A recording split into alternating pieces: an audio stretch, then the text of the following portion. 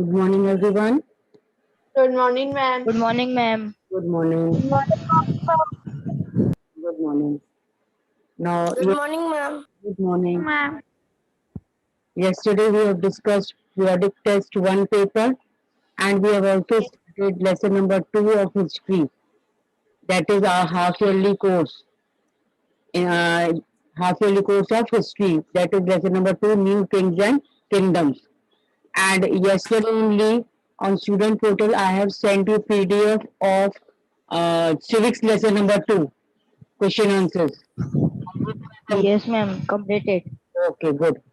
Those who have not completed yet, please try to complete that civics lesson number two first and then begin with this lesson number two of history.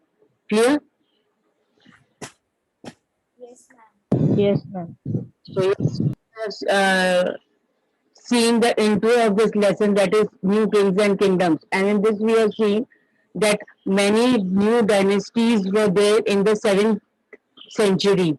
And those new dynasties we have seen in this map. In this map, which dynasties we have seen? Which dynasties we have seen? Ma'am, must answer. Huh?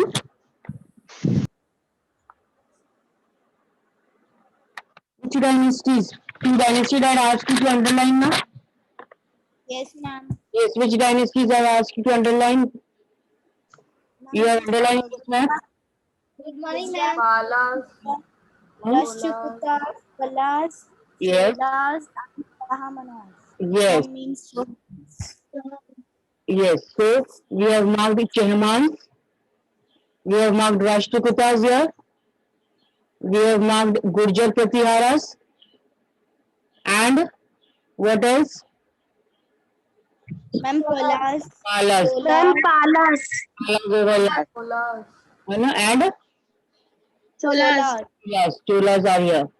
So we have marked these. These were the major kingdoms of 7th to 12th centuries. That is Gurjar Pratyaras, Rashtrakutas, Pala, Cholas, Chaimans also. Chaimans were also called as Chauhans. Chauhan. Clear? So apart from these, many other new dynasties also we will come across when we will read about the in the lesson. Clear? But here we just now in the beginning we have marked with Chaimans that are also called as Chauhans, Gurjar Pratiharas, Palas, Rashtrakutas and Cholas. So these were the different dynasties or we can say kingdoms which came between the 7th and 12th century. Next, now the emergence of new dynasties. Emergence of new dynasties means the coming up of new dynasties. Now this also we have seen. Uh, first two paragraphs First two paragraphs you have already read. That in this first two paragraphs we have seen that how who were all Samantas and how they had gained the importance and the power, and they themselves declared as Mahamandeshwara or Mahasamanta, which means the great lord of circle or region. Can anybody tell me who were Samantas now in short?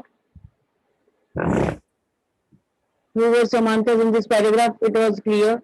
Who were Samantas? I ask you to underline also.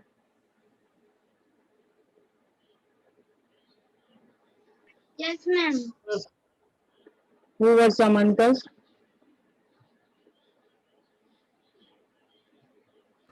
Ma'am, the subordinates of king. The subordinates were also called as Samantas, and these subordinates were big landlords or warrior chiefs. Warrior chiefs. Landlords or warrior chiefs in different regions of the subcontinent. Indian subcontinent means we are talking about Indian subcontinent. So big landlords and warrior chiefs who were subordinate of the kings, existing kings, means that time those who were the rulers under which these big landlords and warrior chiefs used to work. They used to give the gifts to the king, and they also provide with them military support to the king. These were called as samantas. Clear? And they after means after the little bit time they gained power and wealth. Means as the time passed, these Samantas became more powerful than the king because they had their own military, which they had to provide to the king. So, as the time passed, Samantas gained the power and the wealth, and they declared themselves to be Mahasamanta, also called as Man, Mandaleshwara, Mandaleshwara. And what does the word Mahamandaleshwara means? What does the word Mahamandaleshwara means? The great lord of a circle or Yes, the great lord of a circle or a region. That means the great lord of circle of region. that means a particular region, a particular area was under this Samanta. Clear? Yes, ma'am. Okay. So the Samantas are clear. Next, one such instance. Now the particular about a particular king. It is said that one king was there in Rashtrakuta. First of all, Rashtrakutas were in Deccan, and they were initially means in the beginning they were the subordinate of the Chalukyas. Subordinates means the Samantas. Here they are saying subordinate means Samantas. So previously or in the beginning, these Rashtrakutas who belong to the Deccan region. Deccan means which region? The southern part. Clear? Deccan region, Yes, ma'am. southern part. So these Rashtrakutas who belong to the Deccan region was initially means in the beginning they were subordinate to which kingdom? Which ruler? Chalukyas. Chalo. And these Chalukyas were of what? Which state? Karnataka. Here, Karnataka also is in the south. Karnataka is also in the south. Now, what happens in the mid 8th century? Mid 8th century, Dati Durga. Underline this. Who was Dati Durga? A Rashtrakuta chief.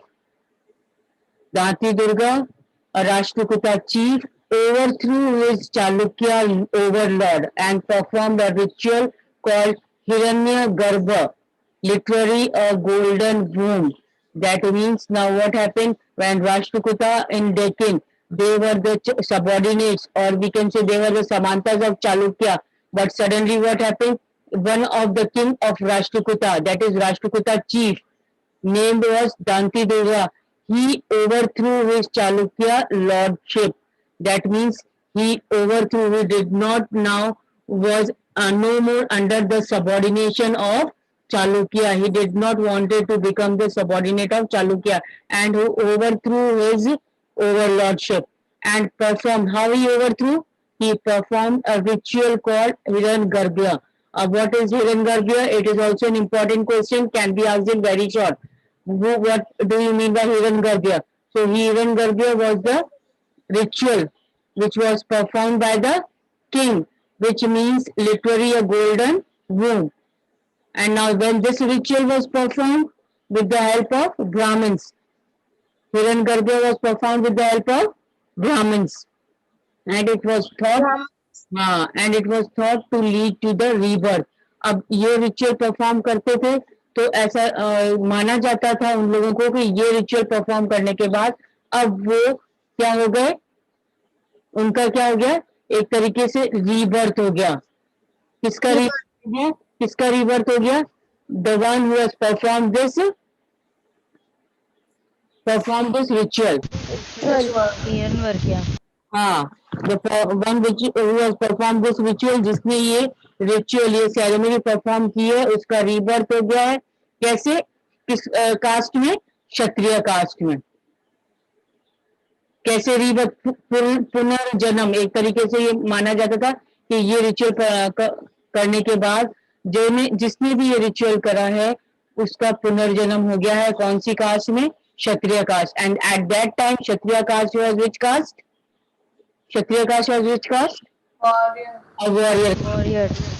Caste means warrior caste belongs to Rajput.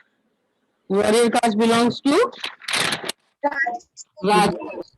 So clear till here, everyone? Yes. Those who wanted to get the rebirth as Kshatriya and those who did not wanted to become no more wanted to remain the subordinate of a particular ruler, they used to perform this ritual Hirangar. Yes, ma'am Kshatriya में ma'am के silent होगा हाँ, K is silent. K is silent. Okay, Kshatriya. So, after performing this ritual Hirangarbha, it was thought that the performer, the sacrificer who is performing this ritual, they had a rebirth. उनका एक पुनर्जन्म हो गया. कौन सी caste में? Kshatriya cast में as a warrior. And even if he was not one by birth, that means अगर वो क्षत्रिय कास्ट में born नहीं हुआ है, अगर उसका birth क्षत्रिय कास्ट में नहीं हुआ है, but then also if that particular person has performed this ritual of Hirangarbha, he is considered to be as Kshatriya. उसको एक क्षत्रिय के रूप में माना जाता था because he had got the rebirth. Clear this much, this paragraph? And who was that? Who was from the Rashtrakuta chief who has done this ritual Hirangarbha? Damti Durga. Yes, Dante Durga, who was the subordinate of Chalukya. Now he overthrew. अब उसने मना कर दिया कि अब वो no more he will remain under the subordination of Chalukya. अब उन्होंने खुद ने हिरण्यगर्भ रिचुअल परफॉर्म किया. अब वो खुद क्या बन गए थे? क्षत्रिय. Clear? Now in other cases, men for enterprising families used their military skills to carve out kingdoms. Now, in other cases, now this was the case when the individual was not belonging to a Kshatriya caste or the high caste. ठीक है ना? तब उनको ये ritual perform करना पड़ता था ताकि वो अपने आप को क्षत्रिय मान लें या लोग उनको क्षत्रिय समझ लें ये रिचुअल करने के बाद. But the other cases were also there. Yes, Viral, you want to ask anything? Yes, Aviral. Okay. Then, in other cases, some other cases were also there where men from enterprising families. Men from enterprising families means those men who belong to royal families, high class families, rich background. They used their military skills. They were having their own military power, and they were using military skills to carve out their kingdoms. उन्होंने अपना military skills use करके अपना खुद का reason में अपना खुद का किंगडम establish कर लिया. Clear now these two ways how the new regions were established. कैसे new regions established हुए? First of all, the people not belonging to Kshatriya caste, they had to perform this Hirangarbha, and then as a rebirth they got the birth in Kshatriya caste, and then they establish a new kingdom. फिर वो अपना एक नया kingdom बना लेते थे एक नया रीजन में जाकर के. Next other case was they कि कब कोई रॉयल फैमिली को बिलोंग करता था. They use their own military power and made their kingdom. Clear? जैसे अब कैसे मिलिट्री स्किल्स कैसे यूज करते थे? वो एक राजा दूसरे राजा पर लड़ाई कर कर और उनका रीजन अपना बना लेते थे. तो एक नया रीजन आ जाता था उनके पास, या कोई रीजन अपने अंडर में ले लेते थे वो लोग मिलिट्री स्किल शो करके. Clear? For instance the Kadamba Mayurasharma and the Gurjar Pratihara Harishchandra were Brahmins who gave up their traditional professions and took to arms successfully, establishing kingdoms in Karnataka and Rajasthan respectively. Now what happened? Now this was another case through military skills they got their new kingdoms. Another was that example is given of Kadamba Mayurashram. Kadamba Mayurashram and Gurjar Pratihar Harishchandra.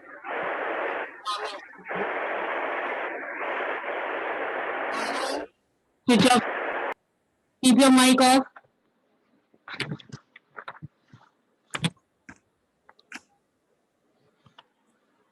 Okay. So this Kadamba, Mayurashram and Gurjar Pratihar Harishchandra were the two Brahmins. They gave up their traditional profession. Now what was the traditional profession? पुजारी. पुजारी थे, पूजा करना, पूजा पाठ करना उनका traditional profession था. अब उन्होंने क्या करा, अपना प्रोफेशन दे दिया. अब वो दे वर नो मोर ब्राह्मण्स. अब उन्होंने क्या उठा लिया, वेपन्स उठा लिए, हथियार उठा लिए to establish the kingdoms in Karnataka, ताकि वो अपना नया किंगडम बना सके कर्नाटका में. And Rajasthan respectively, Karnataka and Rajasthan respectively means Kadamba Mayurasharma in Karnataka and Gurjar Pratihar Harichandra in Rajasthan. Clear? This paragraph also clear? How the came into being? पहला तो रिचुअल से, हिरण्यगर्भ से, सेकंड मिलिट्री स्किल से, third they gave up their traditional professions. Brahmins gave up their traditional professions and they established their own kingdoms. Clear? They were the three types how new kingdoms came into being. कितने types बताए मैंने अभी यहाँ पर आपको? 3 types. Clear? How the regions, how the new kingdoms were, or how new dynasties came into being. Now next, this figure 1 shows wall relief from cave 15. Ellora showing Vishnu as Narasimha, the man lion. It is the work of Rashtrakuta period. Now this is the artistic work of Rashtrakuta period. Rashtrakuta means when Rashtrakuta were the rulers. So this type of painting, wall painting, is the work of Rashtrakutas. It was made in Rashtrakuta period. Now next, coming to administration in the kingdoms. Now we have seen how the kingdoms were established. Now such as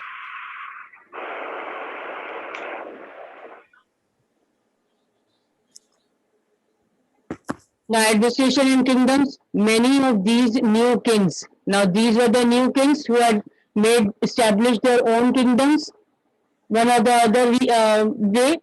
So many of these new kings adopted high sounding titles.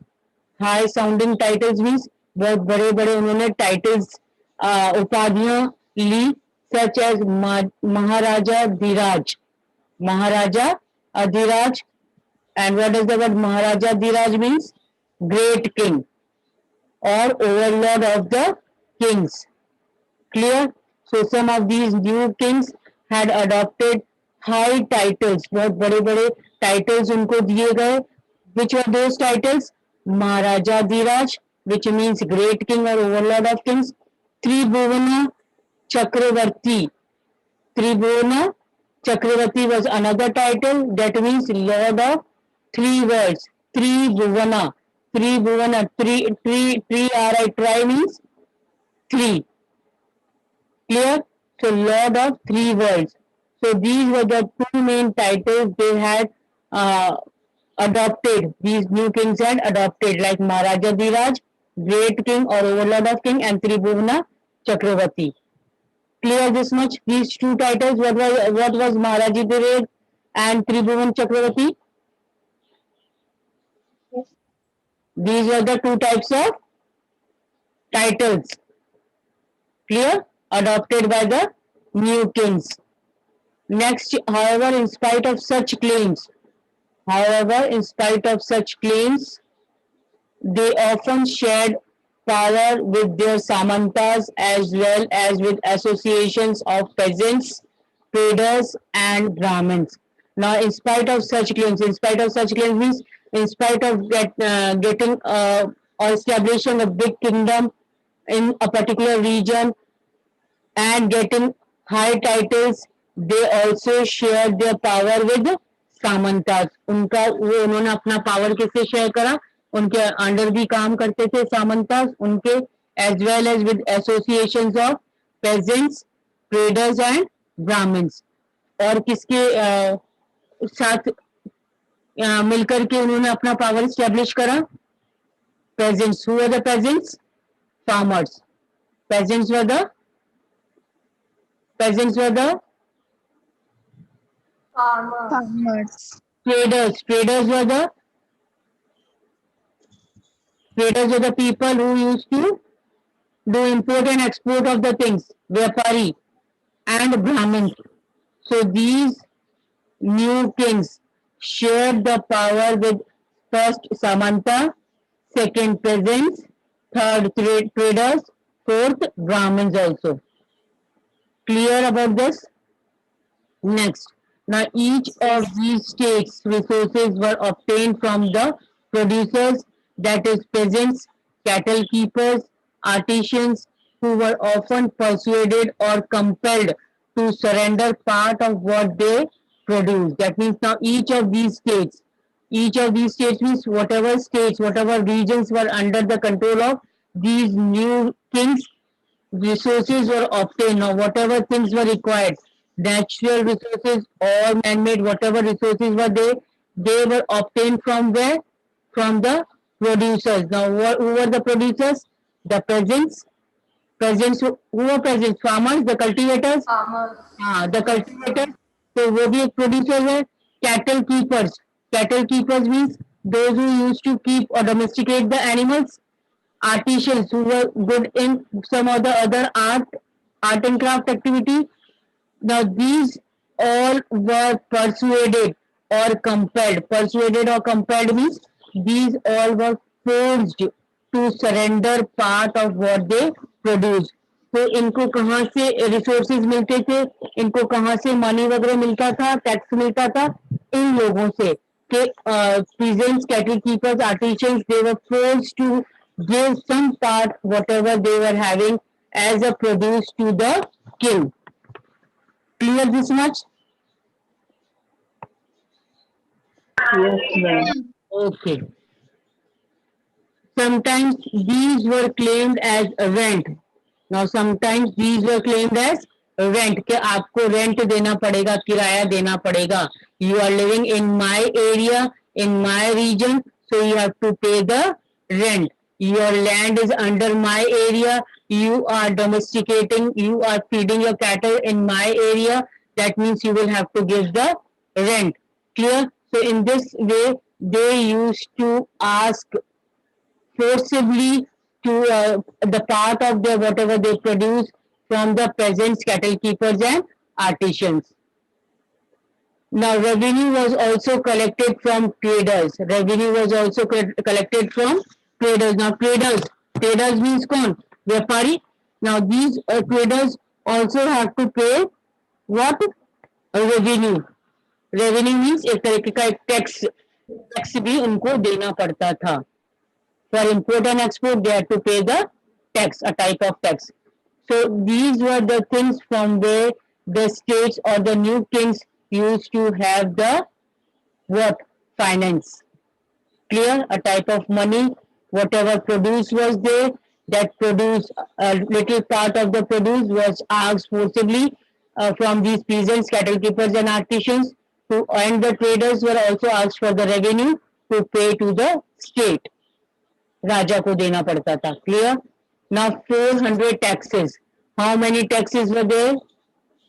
400 taxes they had to pay. Now the inscriptions of the Cholas who ruled in Tamil Nadu refer to more than 400 terms for different kind of taxes. That means the inscriptions. What are inscriptions? What are inscriptions?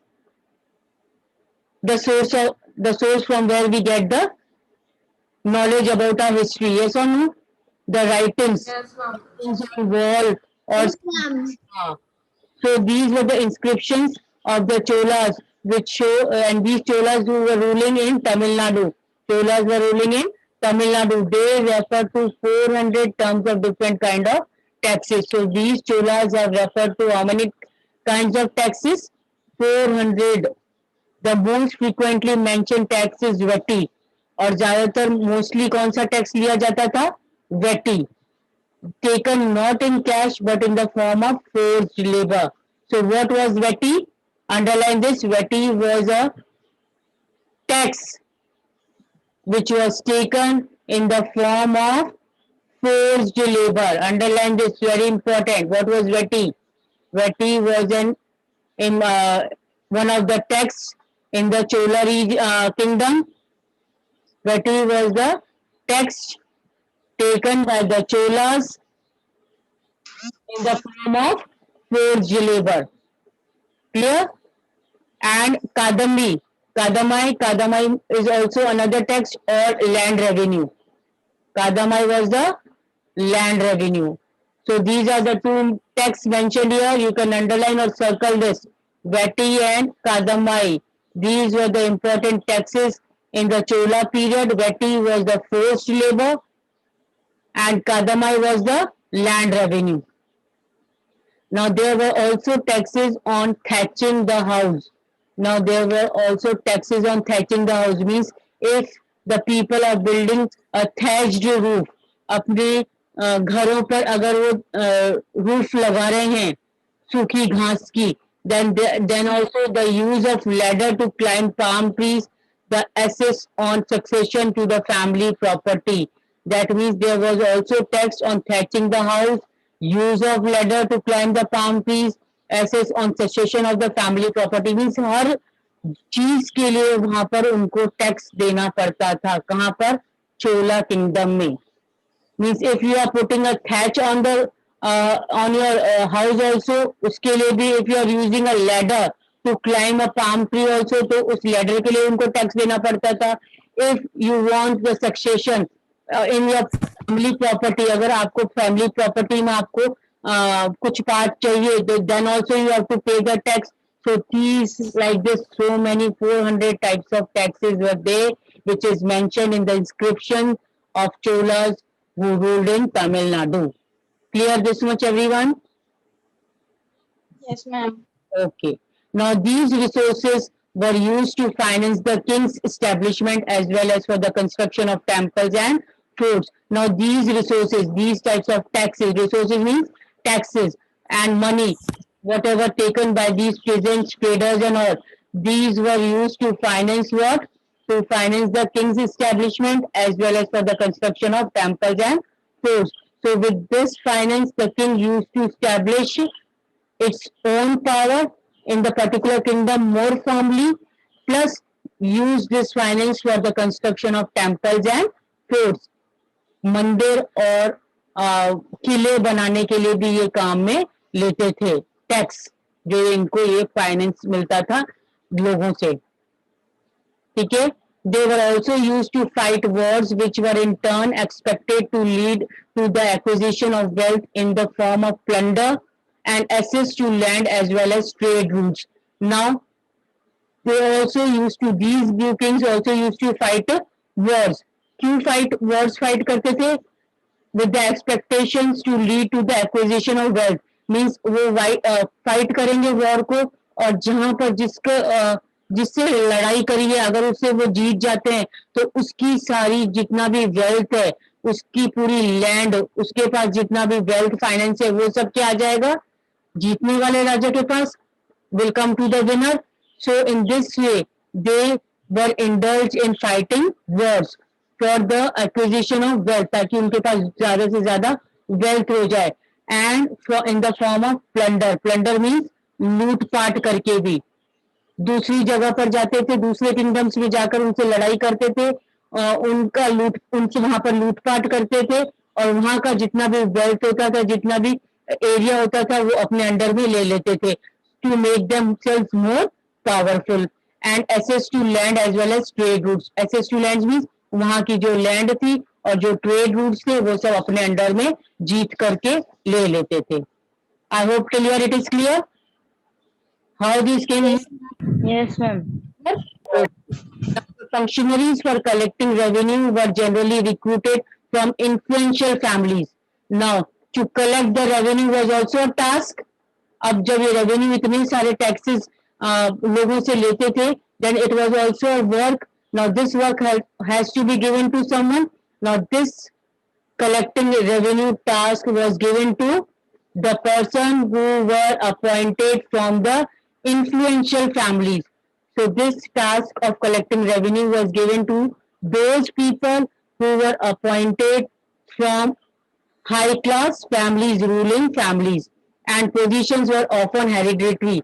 और उनकी position hereditary होती थी.